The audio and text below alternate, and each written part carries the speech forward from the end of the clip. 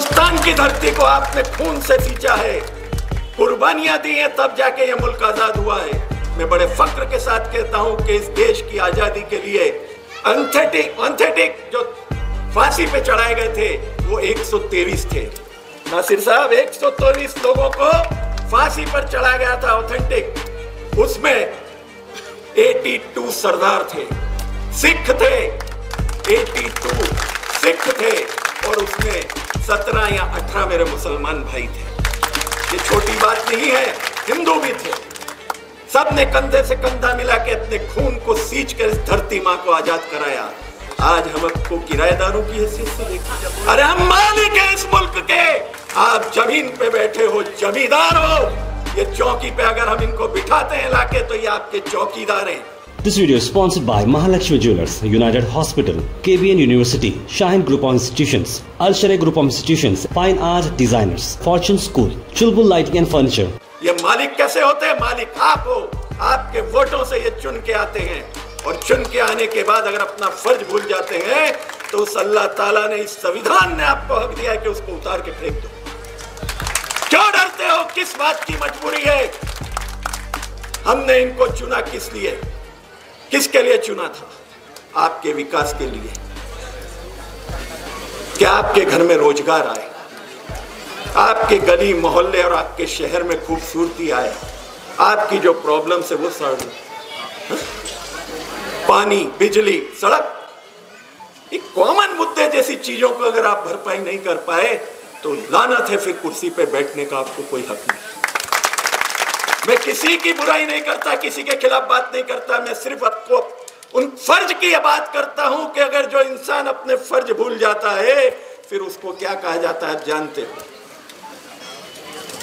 जो अपने फर्ज के साथ ईमानदारी करता है अल्लाह भी उसको अपनी दरगाह में, अपनी बारगाह में जगह देता है, और जो अपने फर्ज के साथ गद्दारी करता है वो कौम के साथ गद्दारी करता है, वो इस मुल्क के साथ गद्दारी करता है। और गद्दारी की सजा क्या है?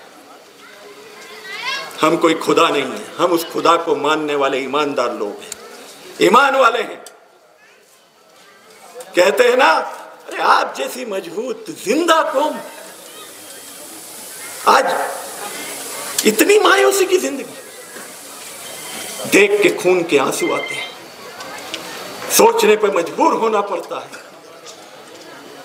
इतना बड़ा जुल्म और हम सह रहे हैं। जुल्म करने वालों से जुल्म सहने वाला गुनहगार होता है। जुल्म को सहना बंद करो, आवाज उठाना सीखो। का ये इलेक्शन गुलबर्गा शहर के एक तारीख को एक नया मोड़ देने वाला इलेक्शन है। 1978 जिसका जिक्र गुलबर्गा शहर के सियासी तारीख में बार बार होता है, उस तारीख को सीएम इब्राहिम साहब ने बड़े करीब से देखा है, यहाँ के बुजुर्ग नौजवानों ने बड़े करीब से देखा है। यहाँ पर फिर एक बार गुलबर्गा शहर की अवाम, बुजुर्ग, नौजवान, हमारी पर्दानशीन माएं और बहनें फिर से वही तारीख को दोहराने के लिए, फिर से अपनी पहचान, वही इत्तेहाद को कायम करने के लिए आगे आने वाले 10 तारीख का बेचैनी से इंतजार कर रहे हैं। कांग्रेस के कोई जिम्मेदार, कोई ओहदेदार आज गुलबर्गा शहर के अंदर ये नहीं कह रहे हैं कि उनके उम्मीदवार कौम के लिए, मिल्लत के लिए, गुलबर्गा शहर के डेवलपमेंट के लिए, हिंदू मुस्लिम इत्तेहाद के लिए पहल कर सकती हैं। उनकी कोई काबिलियत है, कोई अल्फाज ऐसे नहीं आ रहे हैं। कांग्रेस के जिम्मेदार, कांग्रेस के लीडर्स, मैं देख रहा था छोटा सा वीडियो, अपने स्टेज पर खड़े होकर कांग्रेस के जिम्मेदार तकारीर में कह रहे हैं कि कोई काम नहीं हुआ, माफ कर दीजिए, काम नहीं हुआ, रोड का काम नहीं हुआ, ड्रेन का काम नहीं हुआ, स्कूलों का काम नहीं हुआ, अस्पताल का काम नहीं हुआ। ठीक है, हम माफ कर देंगे, माफी दे देंगे, मगर अफसोस गुलबर्गा शहर के अंदर, कर्नाटक के रियासत के अंदर जो मामला हुए हैं, हमारी बहनों के हिजाब पर सवाल उठाया गया। कर्नाटक के अंदर आप वाहिद मुस्लिम खातून हैं जो हिजाब को जानते हैं, असेंबली में एक लफ्ज आप नहीं बोलती। असेंबली के अंदर हिजाब क्या है उसके बारे में आप बात नहीं करते। अजान का मामला, अजान पर सवालिया निशान उठते हैं। अड़ंद के एक स्वामी हमारी मरकजी मस्जिद महबस पर आकर ऐलान ये कहते हैं कि वहां पर लाउड स्पीकर निकाला जाएगा, हनुमान चालीसा बजाया जाएगा। आपका है भाई वहां पर फजर के साथ खड़ा होता है जाकर के हमारे साथियों के साथ। आप कांग्रेस के जिम्मेदार खामोश रहते हैं। कोविड के अंदर यहां पर जिक्र हुआ, यहां के इस मोहल्ले के एक नौजवान ने सुसाइड किया। गुलबर्गा शहर के इस मोहल्ले के अंदर आपको याद दिलाना चाहता हूं, पिछले रमजान दो स्लॉटर हाउस बंद किए गए। गोश्त गुलबर्गा में बंद था। आपका है भाई कॉर्पोरेशन ऑफिस में जाकर के कॉर्पोरेशन कमिश्नर से मुतालबा किया कि स्लॉटर हाउस प्रोवाइड करने की जिम्मेदारी किसकी है। उलमा इकराम कोविड में पीटे गए, पुलिस की जुल्म और बर्बरियत हुई। मैं आपको पूछना चाहता हूं, किन किन चीजों की माफी आप मांगते हो? किन किन चीजों पे माफी मांगते हो? डेवलपमेंट के नाम पे बर्दाश्त किया जाएगा। शरीयत में मुदाखिलत होती है, ट्रिपल तलाक के मामले पर आप खामोश रहते हैं। कितने मामलात हैं कि आप खामोश रहते हैं। एक तरफ आपकी खामोशी और दूसरी तरफ भारतीय जनता पार्टी की मुसलमानों को कमजोर बताने की, मुसलमानों में ऐसा से कमतरी साबित करने की मुसलसल तौर पर साजिशें हो रही हैं। बीजेपी का उम्मीदवार नॉमिनेशन फाइल कर अपनी तकरीर में कहता है कि गुलबर्गा नॉर्थ कॉन्स्टिट्यूएंसी पाकिस्तान बन जाता। गुलबर्गा नॉर्थ कॉन्स्टिट्यूएंसी को पाकिस्तान कहने वाला तू आज हमारे मोहल्लों में आ रहा है। क्यों पाकिस्तान बन जाता?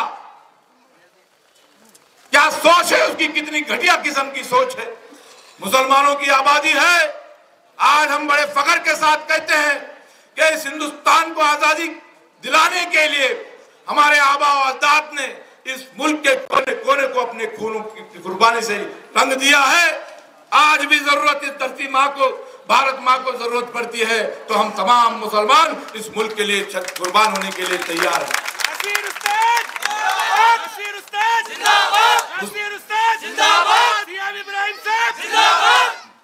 हमारे मोहल्लों में आकर हमारी बहनों के पांव पड़कर बोल रहा है कि हमारी माँ है। बड़ी तकलीफ हो रही है। एक तरफ वो आपको याद दिलाना चाहता हूं, मस्जिद के बाहर डांस। आज ऐसे ऐसे मामला हमारे बीच में, इन सब का मुकाबला होना चाहिए। 4% रिजर्वेशन जो कर्नाटका में सबसे पहले जनता दल सेक्युलर ने दी थी, एच.डी. देवेगौड़ा साहब ने दिया था, सी.एम. इब्राहिम साहब ने दिया था। आज उस 4% रिजर्वेशन को बगैर किसी स्टडी के निकाला गया। सी.एम. इब्राहिम साहब यहाँ पर मौजूद हैं, हमारे पार्टी के सदर हैं। उनके सामने उनका एक एजेंडा है कि 4% रिजर्वेशन तो 100% जेडीएस की हुकूमत आएगी तो मिल जाएगा। सोचने की, क्योंकि हमने ही जीती। आज मैं सीएम इब्राहिम साहब के सामने हाथ जोड़ के गुजारिश करता हूं, तमाम स्टडीज हुए हैं, सच्चर कमेटी का रिपोर्ट, रंगनाथ मिश्रा का कमेटी का रिपोर्ट, ये साफ चीख के बता रहा है कि मुसलमानों की हालत हमारी दलित भाइयों से पिछड़ी है। कोशिश कीजिए, आप में वो सलाहियत है, आप में वो हिम्मत है, आप में वो खूबी है कि इस 4% रिजर्वेशन को कम से कम 7% रिजर्वेशन अकलियतों को देना चाहिए। ये मुतालबा आप यूनिफॉर्म सिविल कोड आने वाला है, उस पर बहस होनी चाहिए। असेंबली में कौन बहस करेगा? कौन बहस करेगा? मैं आपको पूछता हूं, जब हिजाब का मामला आता है तो डीके शिव कुमार कांग्रेस के सदर मीडिया के सामने ऐलान करके बोलते हैं कि कोई कांग्रेस का एमएलए बात नहीं करेगा। कोई बात करते हैं तो वो सिर्फ जनता दल सेकुलर के हमारे कुमार स्वामी साहब और हमारे सदर सीएम इब्राहिम साहब बात करने की जरूरत और हिम्मत रखते हैं। इसीलिए आपसे इतनी ही गुजारिश करता हूं, कांग्रेस के लोग अपने कैंडिडेट की तारीफ नहीं कर रहे, वो लोग उनकी काबिलियत के बारे में बात नहीं कर रहे, सिर्फ इतनी बात फैला रहे हैं जेडीएस जीतेगी क्या नहीं जीतेगी। गुलबर्गा शहर की तारीख रही है, यहां पर मैथमेटिक्स नहीं होता, यहां पर प्लस माइनस का हिसाब किताब नहीं है। यहां की अवाम जब फैसला लेती है तो अल्हम्दुलिल्लाह इत्तेहाद को कायम करती है और एक तरफा फैसला सुना देती है। देखिए, कल शाम में 4 बजे एक प्रोग्राम डिसाइड हुआ, आज अल्हम्दुलिल्लाह इस मोहल्ले के एक कोई घर से कोई शख्स छूटा नहीं, हर घर से यहां पर पहुंचा। इसके बाद नूरानी मोहल्ले में प्रोग्राम है, कमरुल इस्लाम कॉलोनी में प्रोग्राम है, Bombay hotel ward number 4 Bilalabad, 4 program हमने तय किए और यहाँ के जो तकरीर दे के वहां जा रहे हैं, अल्हम्दुलिल्लाह वहां पर भी लोग मौजूद हैं, वहां पर भी लोग जो है नारे मार रहे हैं। हिसाब किताब का इलेक्शन नहीं, बोलिए उन कांग्रेस वालों को, अगर हिसाब किताब करते 78 के अंदर जो हमारे गुलबर्गा नॉर्थ के एमएलए थे मरहूम मोहम्मद अली साहब,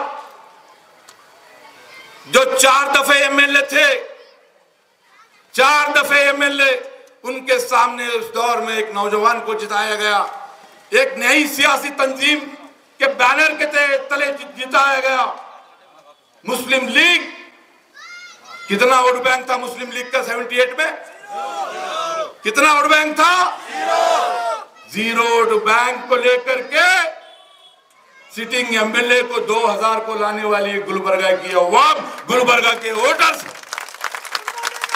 कांग्रेस के सबसे बड़े लीडर,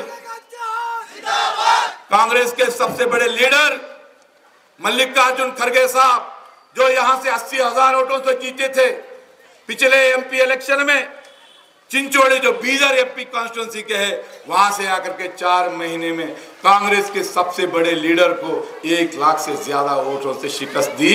4 महीने में आपका ये भाई, आपका ये बेटा मुसलसिल 5 साल आपके हर तकलीफ में आपके साथ खड़ा हुआ है, मिल्लत के खिलाफ उठने वाली हर सवाल का जवाब देने के लिए आगे बढ़ रहा है।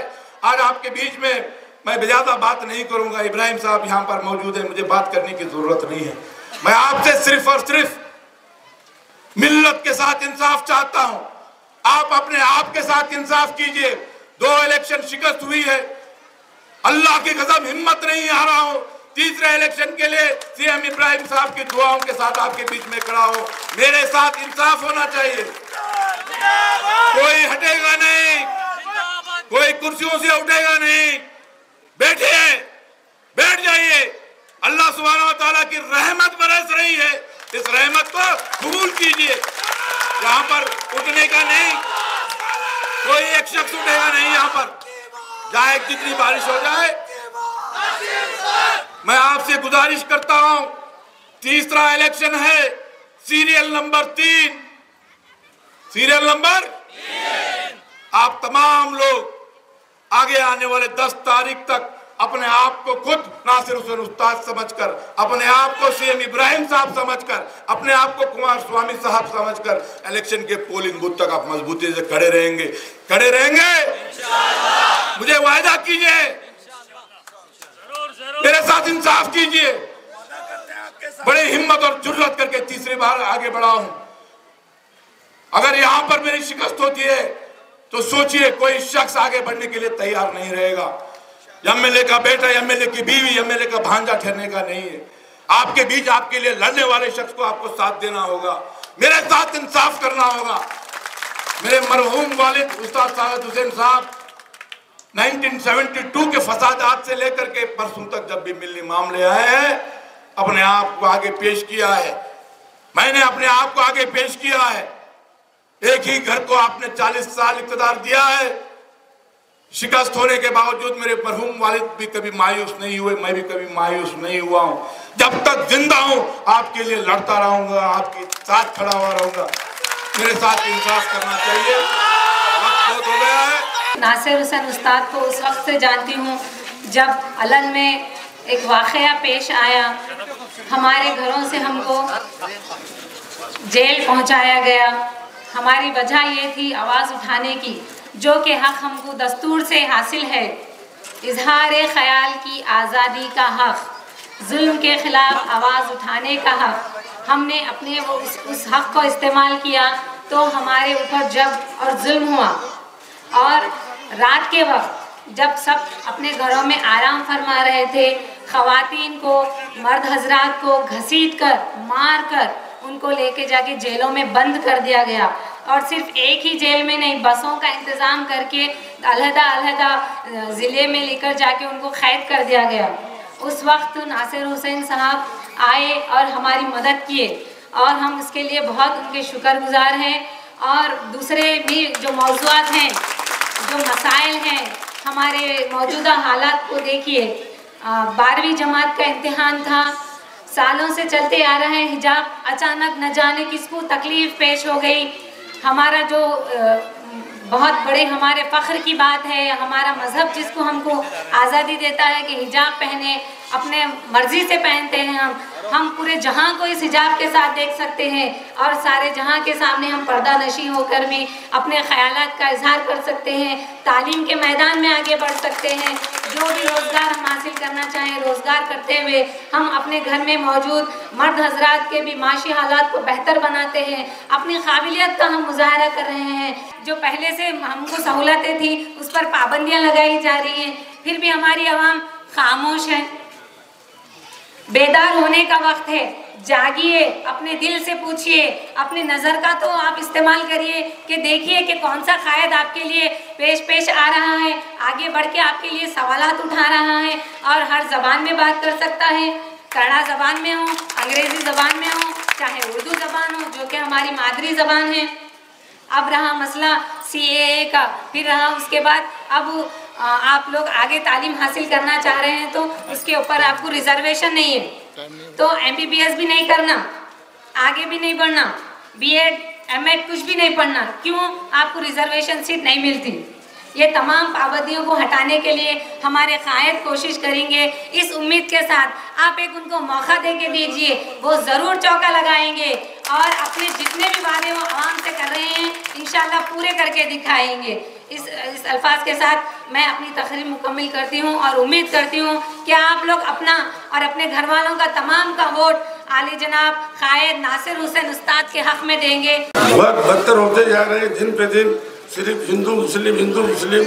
ये गुलबर्गा की सीट बहुत बिखार की सीट है, तो आप लोग ये हमारा इत्तेहाद को कायम रखना बहुत ज़रूरी है, वरना जो है बहुत परेशानी में आने के लिए, हमारे बच्चों को पढ़ने के लिए, कारोबार के लिए, हर फील्ड में हमको तंग किया जा रहा है। इसलिए मेरा कहना यह है, अब ये जो कांग्रेस का दौर था, वो जो बीजेपी को हवा देकर मस्जिद मंदिर करके पूरे हीरो से हीरो हो गए और जो है बीजेपी को हीरो बना दिए।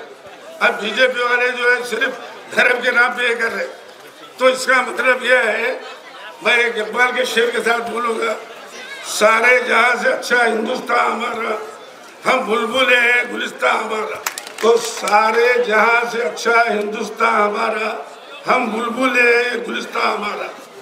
हिंदू मुस्लिम सिख ईसाई सब आपस में है भाई भाई, भाई को भाई प्यारा, ऐसा चलन हो हमारा। और मेरा बोलना यह है कि पूरे इतिहास को कायम रखो। और एक मेरा शेर नासिर उस्ताद की तरफ है, उठ बंद कमर तू क्यों डरता है, फिर देख खुदा क्या करता है।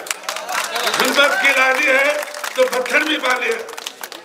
मोहतरमा कनीज़ फातिमा साहिबा माजी के जो है ना एक टाइम भी के मिले थे। मोहतरमा कनीज़ फातिमा साहिबा माजी के वक्तिया MLA थे। नासिर हुसैन उस्ताद पिछले दिनों हमारा लीडर था, हमारा लीडर है और हमारा लीडर रहेगा। आपकी मौजूदगी इस बात का ऐलान करती है, इस बात का सबूत है कि मोहतरमा की जमानत तो जब्त हो चुकी है। मोहतरमा अब आपके बीच में आने वाली नहीं है, क्योंकि जब वो जीती हुई थी तब भी नहीं है, हारेंगे तो वो तो कभी आने का तस्वुर भी मत रखो आप लोग। हमें और आपको सिर्फ नासिर हुसैन उस्ताद को जिताने के लिए या एमएलए बनाने के लिए वोट देना नहीं है, हमें एक मजबूत क़ियादत को चुनने के लिए वोट देना है। दोस्तों, नासिर हुसैन उस्ताद की और एक दो अहलियत बताता हूँ। जब सीए एनआरसी का मामला आया, शहर में दफा 144 लगी हुई थी, तोते खान लोगों की जो है ना बोलती बंद हो चुकी थी। वैसे टाइम नासिर हुसैन उस्ताद जब क़ियादत के लिए आगे बढ़े, लोगों की जो है ना एक साजिश थी कि मोहतरमा एमएलए है, मोहतरमा को जो है ना क़ियादत सौंपी जानी चाहिए। तो मोहतरमा ने कबूल किया था कि मैं जो है ना क़ियादत के काबिल हूँ। नासिर भाई, ये जो है ना दफा 144 को तोड़ने का मामला हो या एहतजाज दर्ज करने का मामला हो, इसकी क़ियादत के अहल नासिर हुसैन उस्ताद हैं। मोहतरमा तो 3 साल पहले नासिर हुसैन उस्ताद की क़ियादत को तस्लीम कर चुकी है। अब आपको सबूत देना है 10 तारीख को वोट देकर कि नासिर हुसैन उस्ताद ही हमारे वोटों का सही हकदार है। हम आपके शोहरे नामदार के साथ 40 साल रहे हैं। आज हमारी उम्र 56 साल है और हमारा भी सीना 56 है। अब हमको ना टकराया जाए, हमको ना कहा जाए सुनो वो बात वहाँ की नहीं थी, बात हमारी लड़कियों की तालीम की थी, एजुकेशन की थी, कॉलेजेस की थी, यूनिवर्सिटी की थी कि हमारी बेटियां, हमारी बहनें कॉलेज में, यूनिवर्सिटी में, पर्दे में, हिजाब में जा रही थी। उनका हिजाब उतारा जा रहा था, उन्हें बेहिजाब किया जा रहा था। ये मसले में बात करनी थी। भाभी जान, आपके हिजाब पे बात नहीं थी, सॉरी, आपके हिजाब पे बात नहीं, हमारी बच्चियों के हिजाब पे थी। और आज वो उतारा गया, आप खामोश हो गए। अब 10 किलो चावल लेको आ रही, 200 यूनिट बिजली फ्री है। अब गारंटी कार्ड, ये गुलबर्गा के मुसलमानों मुझे बताओ, मैं विखार अशरफी आपको 1 लाख रुपए दूंगा, क्या आप अपनी बेटी की चादर हटाएंगे? क्या अपनी बेटी का नकाब उतारेंगे? अरे 10,000 क्या, हम 10 करोड़ को लात मारेंगे, अपनी बेटियों की इज्जत की हिफाजत करेंगे। अब हमें शेर बब्बर मिल गया है, अब हमको घबराने की जरूरत नहीं है। तुम मुनज़्ज़म हो जाओ, तुम मजबूत हो जाओ। हमें फोटोओं में आने की ख्वाहिश नहीं है, हमें मीडिया में आने की ख्वाहिश नहीं है। हम बेबाकी के साथ बोलते हैं, हम हक बोलते हैं। जलाल बादशाही हो कि जमहूरी तमाशा हो, जुदा हो दीन सियासत से तो रह जाती है चंगेजी। आज आपको मजबूत होना है, आप मुत्तहिद, अल्हम्दुलिल्लाह। अब होना है बोलने की जरूरत नहीं, हो गए हैं, है ना? लगेगी, जम के लगेगी, काट के लगेगी, मोहर लगा दो, जम के लगा दो, काट के लगा दो। अब हम सिक्का नहीं देखेंगे, अब नासिर का मोहर देखेंगे, तलवार देखेंगे। This video is sponsored by Mahalakshmi Jewelers, United Hospital, KBN University, Shaheen Group of Institutions, Al Sharai Group of Institutions, Fine Art Designers, Fortune School, Chulbul Lighting and Furniture.